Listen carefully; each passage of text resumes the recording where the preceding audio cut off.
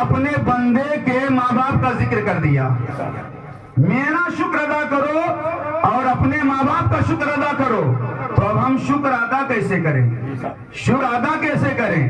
اللہ کی نعمتیں بے شمار، ہم گن نہیں سکتے، شمار نہیں کر سکتے. اللہ کی اتنی نعمتیں ہیں. آپ بیٹھے بیٹھے اپنے جسم کا جائزہ لیں.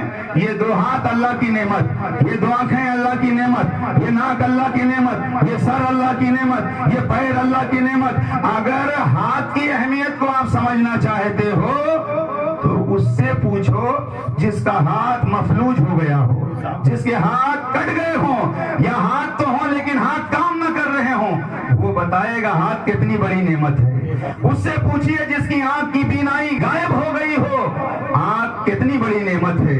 اس سے پوچھئے کہ جو پاگل ہو گیا ہو، وہ بتائے گا سر اور دماغ کتنی بڑی نعمت ہے. پیر کی نعمت سمجھنا ہے تو کسی اپاہج سے پوچھئے. یہ بے شمار نعمتیں ہیں.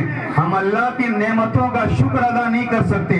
مگر اس محفل میں بیٹھے بیٹھے میں آپ کو ایسی بات بتانے جا رہا ہوں کہ اگر آپ نے اس پہ عمل کر لیا تو آپ اللہ کا بھی شکر ادا کرنے والوں میں شامل ہو جائیں گے اور ماں باپ کا شکر ادا کرنے والوں میں شامل ہو جائیں گے. جو آیت کریمہ کا حصہ پڑھا میں نے، اسی آیت کریمہ کی تفسیر میں سفیان بن عیینہ رحمت اللہ تعالی علیہ بہت بڑے محدث ہیں، یہ تفسیر میں فرماتے ہیں کہ پنجگانہ نماز کی جو پابندی کر رہا ہے وہ اللہ کا شکر ادا کر رہا ہے. جو پنجگانہ نماز کی پابندی کر رہا ہے وہ اللہ کا شکر ادا کر رہا ہے. اور جو ہر نماز پنجگانہ کے بعد ماں باپ کے لیے دعا کر رہا ہے وہ اپنے ماں باپ کا شکر ادا کر رہا ہے.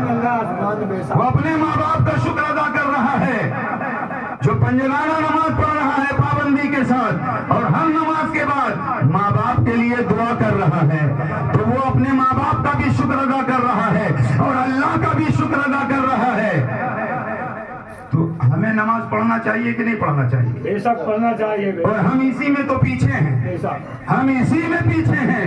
نماز ہمیں پڑھنا ضروری ہے اگر ہم پاگل نہیں ہیں، اگر ہم نابالغ نہیں ہیں، اگر ہم ہوش میں ہیں، پاگل نہیں، نابالغ نہیں. ہر عاقل و بالغ مسلمان مرد و عورت پر نماز فرض ہے. نماز فرض ہے. مگر ہم کیا کرتے؟ جن پر نماز فرض نہیں، چھوٹے چھوٹے بچوں کو مسجد میں بھیج دیتے ہیں اور جن پہ نماز فرض ہے وہ گھر میں لے کے رہ جاتے ہیں. حالانکہ ایک دم چھوٹے بچے جن کو شعور نہیں ہے، پاگلوں کو اور چھوٹے بچوں کو مسجد میں آنے سے منع کیا گیا ہے. کیوں؟ چھوٹے بچوں کو پتہ نہیں پاکی کیا ناپاکی کیا. تو ہم کیا کرتے ہیں؟ ہم لیٹے رہتے ہیں. چھوٹے بچوں کو بھیج دیا، جاؤ تم نماز پڑھاؤ. جس پر نماز فرض ہے وہ پڑھتے نہیں، جس پر نماز فرض نہیں انہیں ہم مسجد میں بھیج دیتے ہیں. سنو، بچوں کو اپنے ساتھ گھر میں نماز کے لیے فرض نماز مسجد میں پڑھ کر کے اپنے گھر جاؤ اور اپنے بچوں کو اپنے ساتھ کھڑا کر کے تربیت دو. بیٹا ایسے نماز پڑھو، ایسے نماز پڑھو. آج چھوٹا بچہ ہے، نابالغ ہے، وہ سمجھ نہیں رہا ہے، اس لیے ڈر سے ابا اماں کے مسجد چلا آتا ہے. کل جب بڑا ہو جائے گا تو سمجھے گا اگر نماز ضروری ہوتی تو ہمارے ابا نہ جاتے، ہمارے ابا مسجد نہ جاتے. پتہ یہ چلا کہ جب باپ مسجد میں جائے گا تو بیٹا بھی مسجد میں جائے گا. جب باپ نماز کی پابندی کرے گا تو بیٹا بھی نماز کی پابندی کرے گا. جب باپ جھوٹ سے بچے گا تو بیٹا بھی جھوٹ سے بچے گا. ایک سچ نے بچپن میں عبد القادر جیلانی کے سچ نے چوروں کو ولی بنا دیا. اس لیے کہ ماں باپ نے یہی تو کہا تھا مانے چلتے وقت، بیٹا جھوٹ نہ بولنا. ہم کیا کرتے ہیں؟ ہم جھوٹ پر جھوٹ بول رہے ہیں اور سمجھ رہے ہیں بیٹا ولی بن جائے. ہم مسجد جاتے نہیں، بیٹا متقی بن جائے. تو یہ تہیہ کر لو کہ ہم بچوں کو تربیت گھر میں دیں گے، نماز کا طریقہ گھر میں بتائیں گے اور خود مسجد میں آ کے نماز پڑھیں گے. اس لیے کہ یہ مال، یہ لال، یہ آل، یہ دولت، یہ مکان، یہ دکان، یہ کھیتی، یہ باڑی، یہ جھاڑی، یہ سب یہی رہ جاتے ہیں جیسے ہی جسم سے روح پرواز کر. آپ نے دیکھا ہوگا سگا بیٹا فوراً کیا کرتا ہے؟ کفن دفن کا انتظام کرتا ہے. گھر والے کیا کوشش کرتے ہیں کہ انتظام کیا جائے، قبر کھودنے والے کو بلایا جاتا. آخر وجہ کیا ہے؟ جب تک باپ گھر میں نہیں نہیں آتا سارے باپ کا انتظار کرتے تھے، آئے گا ہمارا باپ تو بیٹھ کر کھانا کھائیں گے، کتنی محبتیں ہوتی ہیں، مگر جیسے ہی جسم سے روح پرواز کر گئی، اب جسم سے روح نکل جانے کے بعد وہی باپ ہے، بستر پر ہے، چارپائی پر ہے، تختے پر ہے، اب سگا باپ ہے، وہ باپ جس نے حرام و حلال میں تمیز نہ کیا، وہ باپ جس نے جائز ناجائز میں فرق نہ کیا، اب باپ کو قبرستان لے جایا جا رہا ہے، کوئی بیٹا قبرستان میں جا کر کے باپ کے ساتھ قبر میں لیٹنے کو تیار نہیں ہے، گاڑی جہاں کھڑی تھی وہیں کھڑی ہے، کھیت جہاں تھے وہیں ہے، کپڑے جہاں تھے وہیں ہے، اور حتیٰ کہ کپڑا جو بدن پر تھا نہلانے سے پہلے اسے بھی اتار لیا گیا، اور اتارنے کے بعد لیکن یہ کلمے کی برکت ہے، مرنے والے آئے دن مرتے ہیں، کوئی مرتا ہے مرنے کے بعد اسے لے جا کر کے دریا میں تیرا دیا جاتا ہے، کوئی مرتا ہے مرنے کے بعد ان کے مذہب کے مطابق جلا دیا جاتا ہے، لیکن چونکہ ہم نے رسول اللہ کا کلمہ پڑھا ہے، کلمے کی برکت کا حال یہ ہے کہ جیسے ہی ہمارا انتقال ہو جاتا ہے، انتقال کے بعد خوشبو کے لیے اگربتی لگا دی جاتی ہے، کہیں لوبان جلا دی جاتی ہے اور خوشبو کا اہتمام کیا جاتا ہے، اور مرنے کے بعد میں نہلایا جاتا ہے تو نہلانے سے پہلے پرانا اتارا جاتا ہے، نہلانے کے بعد نیا نیا پہنایا جاتا ہے، اور نیا پہنانے کے بعد ڈولے پہ اٹھایا جاتا ہے تو پھولوں میں بسایا جاتا ہے، ادھر خوشبو لگائی جاتی ہے اور کلمے کی گونج میں اس کا جنازہ لے جایا جاتا ہے۔ کبھی آپ نے غور کیا کہ حالات مرنے والا پہلے جب تک نہاتا تھا تو اپنے ہاتھ سے پانی ڈالتا تھا، خود نہاتا تھا، لیکن مرنے کے بعد کلمے کی برکت کا عالم یہ ہے خود نہیں نہلا رہا ہے، خود نہیں غسل کر رہا ہے، بلکہ اسے نہلایا جا رہا ہے، اپنے پاؤں سے نہیں چل رہا ہے بلکہ اسے کندھے پہ اٹھایا جاتا ہے۔ یہ سارے اعجازات، یہ ساری عزتیں کیوں مل رہی ہیں؟ کلمے کی بنیاد پر مل رہی ہیں، اور بڑی تیزی سے لوگ جنازہ لے کر چلتے ہیں۔ اب جب جنازہ جا رہا ہے تو ڈاکٹر ہے تو جنازے کے پیچھے، انجینئر ہے تو جنازے کے پیچھے، ماسٹر ہے تو جنازے کے پیچھے، عالم ہے تو جنازے کے پیچھے، پیر ہے تو جنازے کے پیچھے، ڈولا آگے آگے، جانے والے پیچھے پیچھے۔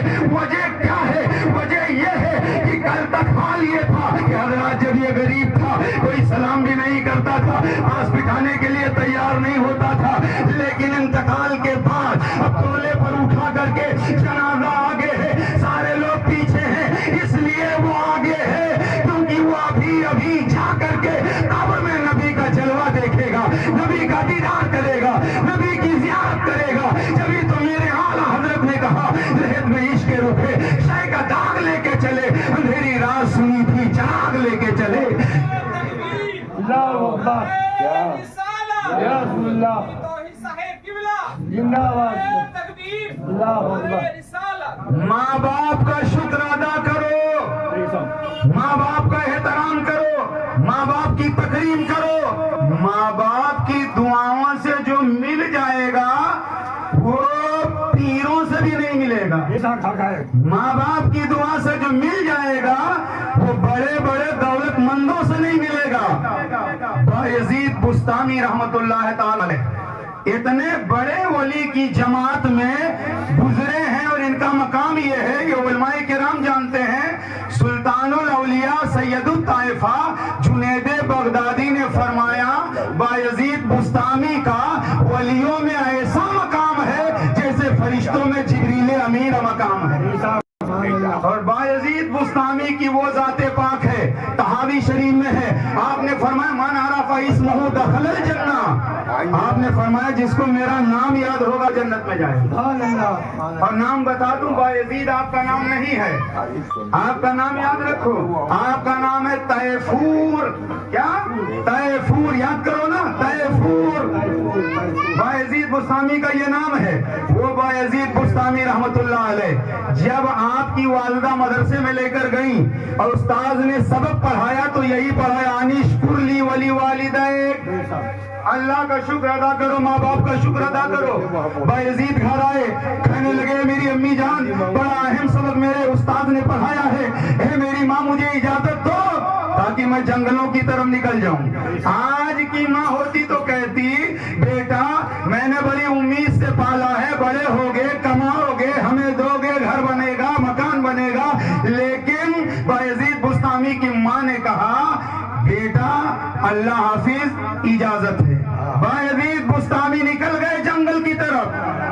جنگل میں جانے کے بعد آپ اللہ اللہ اللہ اللہ اللہ اللہ اللہ، آپ جنگل میں کھانے کی فکر نہیں، پینے کی فکر نہیں، سونے کی فکر نہیں، کیونکہ اللہ والے جانتے ہیں کھلانے والی ذات میرے رب کی ہے، زندگی دینے والی ذات میرے رب کی ہے، موت اگر دے تو دینے والی ذات اللہ کی ہے، زندگی دینے والی ذات اللہ کی ہے۔ ہمیں اور آپ کو تو اللہ نے ذریعہ بنایا ہے، وسیلہ بنایا ہے، کوئی کسی کو نہیں پالتا، پالنے والی ذات میرے رب کی ہے۔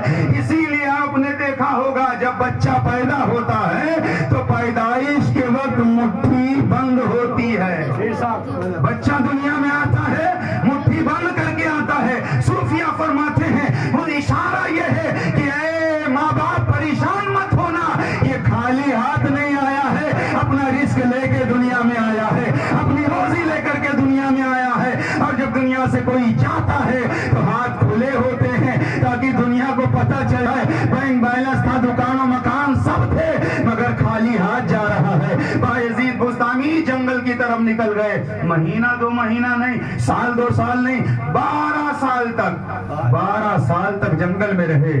اللہ اللہ اللہ اللہ اللہ اللہ۔ 12 سال کے بعد اور جنگل میں رہنے والے بھی تمام پریشان، یہ کون آ گیا ہے جس کی آواز کے سامنے ہماری آواز گم ہو گئی ہے؟ یا اللہ۔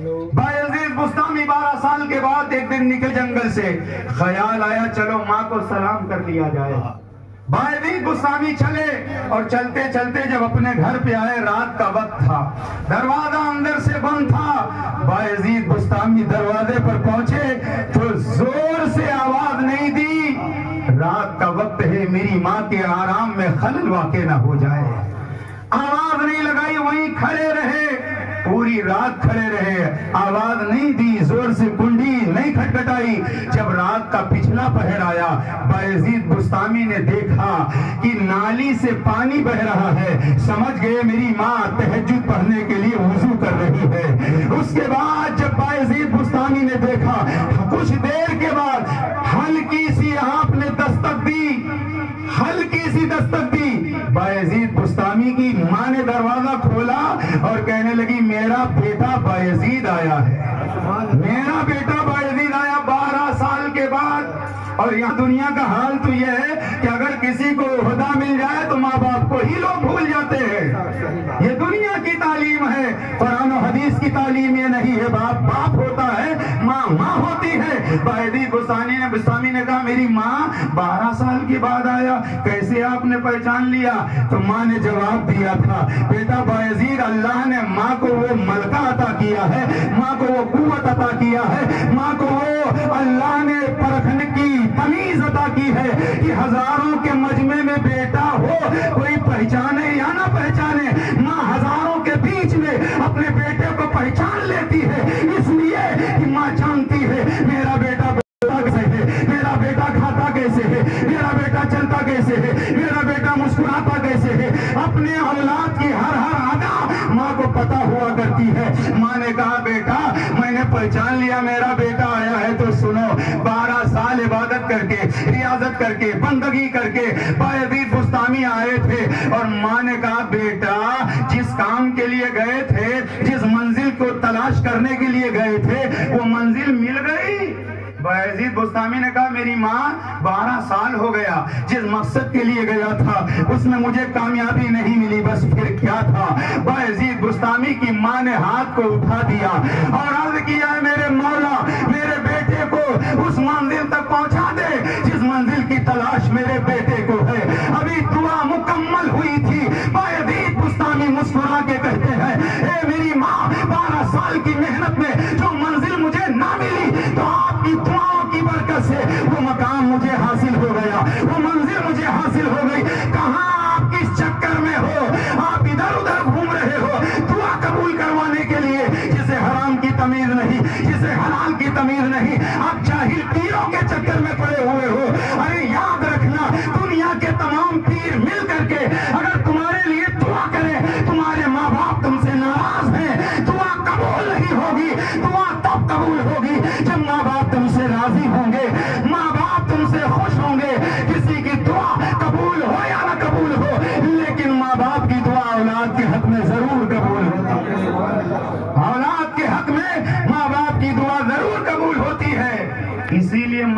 हूँ, सुनो। अजमेर शरीफ में 20,000 की चादर बाद में ले जाओ। अपनी माँ को अच्छा कपड़ा पहले पहनाओ, अपनी माँ को दुपट्टा अच्छा दो, कपड़े अच्छे दो। साल पूरा गुजर जाता है, तौफीक नहीं होती। मैं सबकी बात नहीं करता, कुछ लोग ऐसे भी हैं, तौफीक नहीं होती, साल गुजर जाता, माँ बाप को कपड़े नहीं देते।